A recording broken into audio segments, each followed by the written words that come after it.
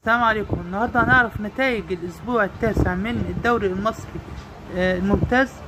فيوتشر وسيراميكا كليوباترا 1-1، البنك الاهلي 2، الجونة 3، بيراميدز 2، بلدية المحلة 2، المصري 1، الزمالك 0، الداخلية 0، سموحة 0، طلائع الجيش 1، المقاولين 2، فاركو 1، زد 2، انبي 1، الاسماعيلي 0.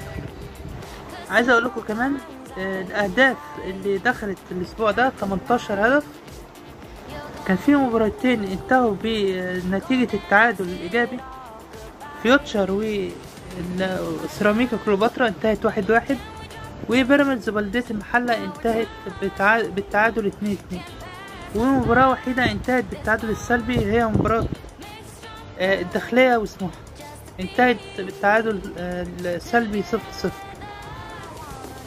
ترتيب الدوري المصري بعد انتهاء الاسبوع التاسع: الاول بيراميدز لعب 8 مع 17 نقطة، الثاني زد لعب 8 مع 16 نقطة، الثالث المصري لعب 8 مع 15 نقطة، الرابع الاهلي لعب 6 مع 14 نقطة، الخامس سيراميكا كليوباترا لعب 9 مع 14 نقطة،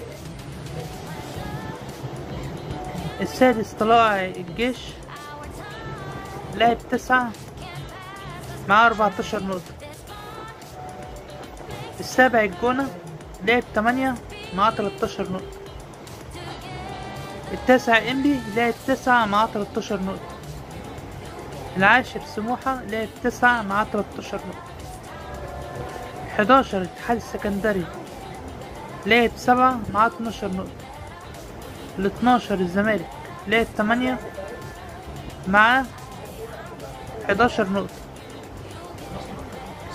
13 بلدية المحلة لعب 8 مع 10 نقاط، 14 المقاولين لعب 9 مع 7 نقاط، 15 الاسماعيلي لعب 9 مع 7 نقاط، 17 فاركو لعب 9 مع 5 نقاط،